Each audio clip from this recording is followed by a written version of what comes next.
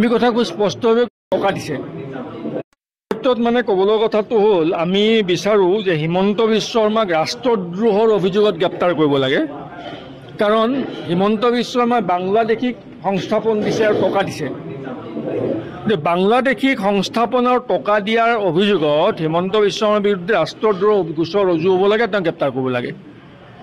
আমি কথা কৈ স্পষ্টভাৱে কৈছোঁ যে উচ্ছেদ এটা চৰকাৰী ব্যৱস্থা। আমাৰো যদি কালি মেডি মাটি চৰকাৰক প্ৰয়োজন হয়, আমাৰ মেডি মাটিও চৰকাৰে লৈ যাব পাৰে। গতিকে ৰাষ্ট্ৰৰ হিতত বা ৰাজ্যখনৰ হিতাৰ্থে জনহিতাৰ্থে যদি ক'ৰবাত মাটিৰ প্ৰয়োজন হয়, চৰকাৰে সেই থানৰ পৰা উচ্ছেদ কৰিব পাৰে। কিন্তু সেই স্বাভাৱিক প্ৰক্ৰিয়া এটাক বিজেপিয়ে হিমন্ত বিশ্ব শৰ্মাই বাংলাদেশীক উচ্ছেদ কৰিছোঁ বুলি ৰাজনৈতিকভাৱে লাভালাভ ল'বৰ বাবে ভোট আদায়ৰ প্ৰক্ৰিয়া হিচাপে গ্ৰহণ কৰিছে। আমি ভাল পাইছোঁ যে হিমন্ত বিশ্ব শৰ্মা বাংলাদেশী উচ্ছেদ কৰিছে, ভাল পাইছোঁ। কিন্তু উচ্ছেদিত বাংলাদেশীসকলক মাটি আৰু টকা দি পুনৰ সংস্থাপন কৰিছে, সেইটোতো ৰাষ্ট্ৰদ্ৰোহ। গতিকে দুটা কথা স্পষ্ট হ'ব লাগে যে উচ্ছেদ কৰাসকল বাংলাদেশী নেকি? যদি হয়, তেতিয়াহ'লে তেওঁলোকক পুনৰ সংস্থাপন দিয়া আৰু টকা দিয়াৰ অভিযোগত হিমন্ত বিশ্ব শৰ্মাৰ বিৰুদ্ধে ৰাষ্ট্ৰদ্ৰোহৰ গোচৰ ৰুজু হ'ব লাগে। যদি তেওঁলোক বাংলাদেশী নহয়, তেতিয়াহ'লে বাংলাদেশীক উচ্ছেদ কৰিছোঁ বুলি সস্তীয়া ৰাজনৈতিক জনপ্ৰিয়তা অৰ্জন কৰি ৰাইজৰ আৱেগৰ লগত ৰাজনৈতিক খেলা কৰাৰ যিটো ৰাজনৈতিক কৌশল বিজেপিয়ে গ্ৰহণ কৰিছে, কৌশল বন্ধ কৰিব লাগে। দুটা কথা একেলগে হ'ব নোৱাৰিব। যদি উচ্ছেদিতসকল বাংলাদেশী, খুব ভাল কথা, তেওঁলোকক তাৎক্ষণিকভাৱে ভাৰতবৰ্ষৰ সীমাৰ পৰা অসমৰ পৰা বহিষ্কাৰ কৰিব লাগে। যদি তেওঁলোক বাংলাদেশী, তেতিয়াহ'লে সেইসকলক ভাৰতৰ পৰা বহিষ্কাৰ নকৰি ছয়গাঁৱৰ মানুহক উচ্ছেদ কৰিব, নিজ সমৰীয়াত বহুৱাব,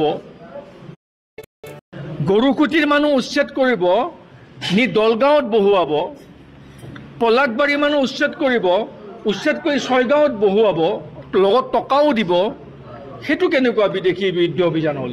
সেইটো কেনেকুৱা জাতি উদ্ধাৰ কৰাৰ সংকল্প হ'ল? গতিকে দুমুখীয়া নীতিটো নহ'ব। হিমন্ত বিশ্ব শৰ্মাই যোৱা 25 বছৰ তেখেতৰ এই বছৰ ৰাজনৈতিক জীৱনৰ মানে শক্তিশালীভাৱে থকা, ক্ষমতাত থকা ৰাজনৈতিক জীৱনৰ ৰূপালী জয়ন্তী বৰ্ষ। এইটো হিমন্ত বিশ্ব শৰ্মা ডাঙৰীয়াৰ ৰূপালী জয়ন্তী বৰ্ষ।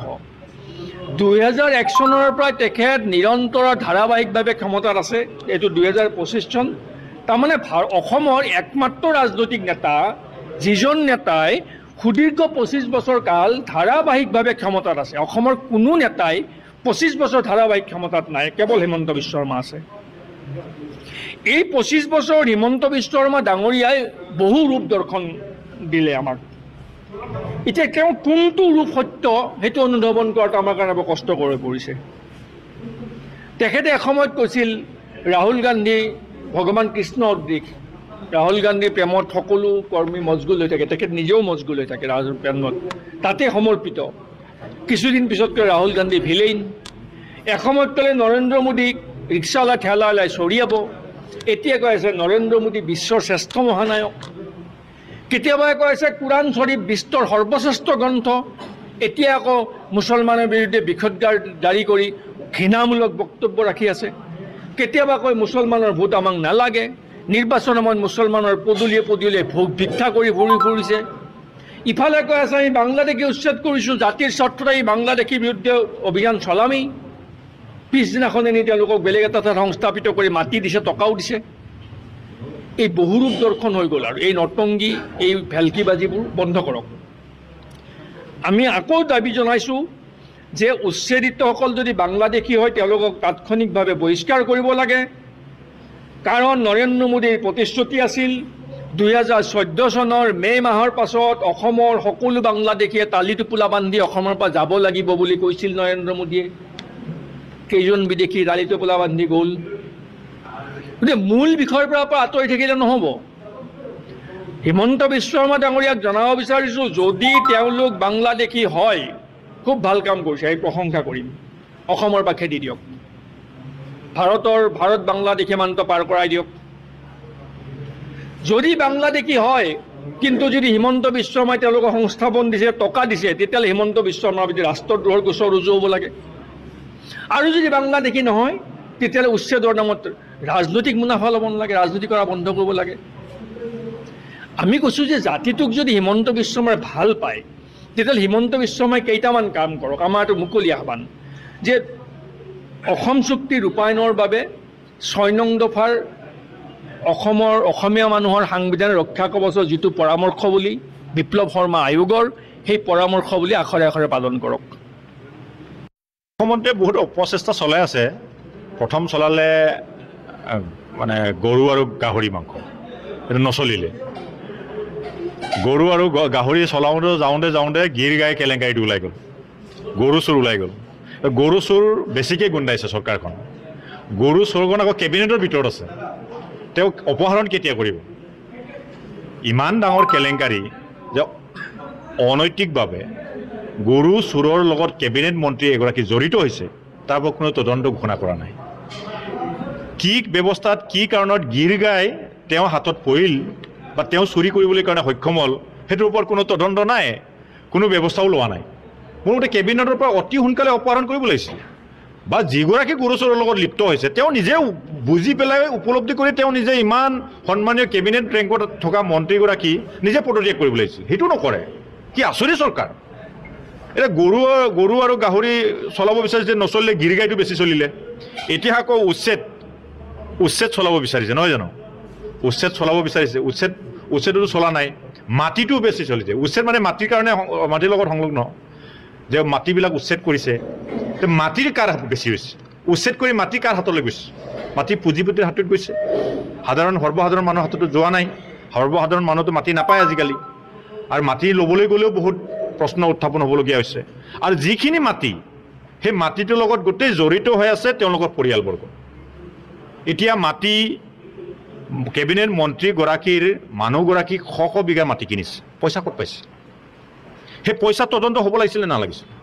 সেই মাটিটোৰ ওপৰত তদন্ত হ'ব লাগিছিল নালাগিছিল? নাই, একদিনত মাটি 100 বিঘা কিনি দিয়ে, একদিনত 50 বিঘা কিনি দিয়ে, একদিনত 20 বিঘা কিনি দিয়ে। আচৰিত চৰকাৰ! কেবিনেট মন্ত্ৰীগৰাকীৰ মহিলাগৰাকী, পত্নীগৰাকী হুৰাহুৰকৈ মাটি কিনিব পাৰে, কোনো তদন্ত নাই, কোনো ব্যৱস্থা নাই। তাৰমানে ৰাইজক মানে উচ্ছেদৰ কথা কয়, কিন্তু এইফালে আকৌ মাটি দখল কৰি আছে কেবিনেটৰ মানুহগৰাকী। নিজৰ পৰিয়ালখিনি য'ত মানে জলাশয় আছিল তাত মানে ইণ্টাৰনেশ্যনেল স্কুল খুলিব পাৰে, সেইটো উচ্ছেদ হ'ব নাই? উচ্ছেদটো চবতে হ'ব লাগিব, জলাশয় VGR চব হ'ব লাগিব। কিন্তু তেওঁ পত্নীয়ে দখল কৰি ইণ্টাৰনেশ্যনেল স্কুল খুলিছে, সেই মাটিটো কি আছিল? সেই মাটিটো উচ্ছেদ হ'ব নাই? কিন্তু উচ্ছেদক লৈ আকৌ ৰাজনীতি কৰি আছে। গতিকে হিমন্ত বিশ্ব শৰ্মাই নল ধৰিছে, নল ছিগিছে, গল ধৰিছে, গল ছিগিছে। এইবাৰ নাবাছে। আৰু তেওঁৰ নেতৃত্বত একবাৰ তেওঁৰ নেতৃত্বত তেওঁ প্ৰত্যাহ্বান এবাৰ লৈ চাওক যে মই মুখ্যমন্ত্ৰী হ'ম, বা বিজেপিয়ে তেখেতক মুখ্যমন্ত্ৰীৰ সন্মুখত ৰাখি পেলাই এইবাৰ নিৰ্বাচন খেলিম বুলি কৈ চাওক। তেওঁতো জীৱনত নিৰ্বাচন কেতিয়াও তেওঁ সন্মুখত লৈ কোনো নিৰ্বাচন খেলি পোৱা নাই। কংগ্ৰেছত তেওঁ থাকোঁতেতো কংগ্ৰেছতো কোনো তেখেতক সন্মুখত ৰাখি পেলাই তেওঁ নিৰ্বাচন খেলা নাই। বিজেপিয়েও সন্মুখত ৰাখি নিৰ্বাচন খেলা নাই। এইবাৰ হিমন্ত বিশ্ব শৰ্মা ডাঙৰীয়াক বিজেপিয়ে সন্মুখত ৰাখি নিৰ্বাচনেই খেলিব নোৱাৰে। গতিকে সেইকাৰণে আবুল তাবুল যি টি চলাব বিচাৰিছে। গাহৰি গৰু চলাব বিচাৰি নচলে, গিৰ গাই বেছি চলি গ'ল। চলাব বিচাৰিলে উচ্ছেদ নচলে, এতিয়া মাটি কেলেংকাৰী বেছি ওলাইছে। ইয়াতো শুনিছোঁ পলাশবাৰীটো মাটিৰ চৌদাগৰ ওলাইছে। এই যে ট্ৰাইবেলবিলাকৰ মাটি কাঢ়ি ল'ব বিচাৰিছে, গাহৰি খোৱা মানুহৰ মাটি কাঢ়িবলৈ বিচাৰিছে। সেইটো কেনেকুৱা অনুচিত কথা? এইবিলাকতো কোনো ক্ষমা নকৰিব। মাটিৰ লগত যেতিয়া খেলি মেলি হৈ গ'ল, মাটিৰ লগত খেলি মেলি চৰকাৰ কেতিয়াও নাথাকে, এইটো নিশ্চিত হৈ থকা। 26ত আৰু বিজেপি আৰু নাথাকে আৰু।